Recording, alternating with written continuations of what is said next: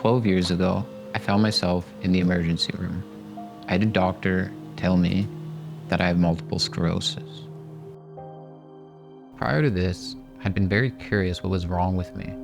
It's probably like at least a couple of years of trying to figure it out with no luck. In the beginning, they told me I'm probably not going to walk again. And I guess it's just a warning they like to give you if you have a more advanced case of anything where that's a possibility.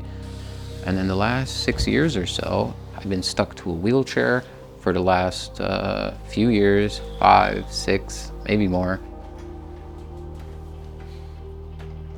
During the lockdown, like most everybody else, isolated, stuck in my apartment. I live alone, and I wasn't able to get a lot of support. I'd seen a lot of things in my life start to deteriorate. I was actually stuck to my bed.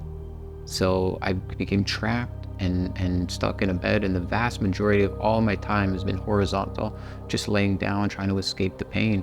So it would either be laying in silence, watching some sort of therapeutic music video where I could do mindfulness meditation with. And then I was like, well, I could just watch comedy movies. And then I started to watch stand-up comedy. Somebody recommended that trying to write a stand-up routine as a therapeutic kind of resource, a tool, if you will. And I tried it. I said, okay.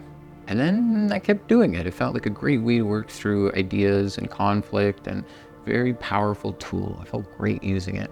And then eventually I said, you know what? I'm gonna try doing this as an actual routine. I had a doctor come in and he said to me, son, you have multiple sclerosis. Cocaine. And then project management and sales. And I got into project. So at the beginning of 2024, I think it was the end of February or January, I had my first open mic opportunity. All jokes aside for a second. And it was a lot of fun. I didn't know if I'd do it again, but I said, you know what? I took a lot of time building this routine, and I want to get it out of my system. It just seemed like the right thing to do. I'd probably be, if I was healthy, I'd probably be dead. If I was healthy, and come on, like if I was healthy, I'd probably be... For me, I know it's going to be intense. I'm going to be overwhelmed, and nothing I can do about it. The only thing I was planning to do about it was stay completely still. The only thing I know would work the best, my best tool, was laying down for as long as possible beforehand. Staying still in silence. A debate that I have with myself, like, is it worth it? My first stand-up was okay, but it took me about 2 weeks to recover. And I don't mean like 2 weeks of, oh, I didn't feel good for 2 weeks, or oh, I had a flu for 2 weeks and I was puking and vomiting and I couldn't move. See, no. Imagine you had a flu for 2 weeks, you had 2 broken legs and 3 kids under the age of 3. Good luck.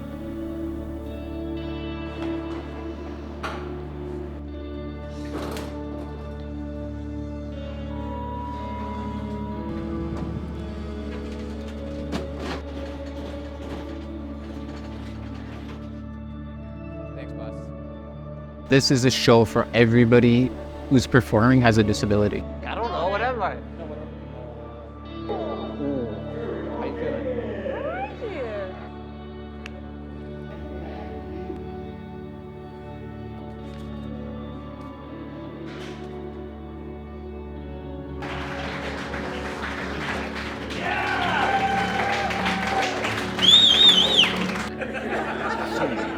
Sex. I just wanted to have some fun, and I did it for the first time, and it feels like as long as I can remember, I felt free. I felt free. I felt one. It's something that now I'm just going to be chasing.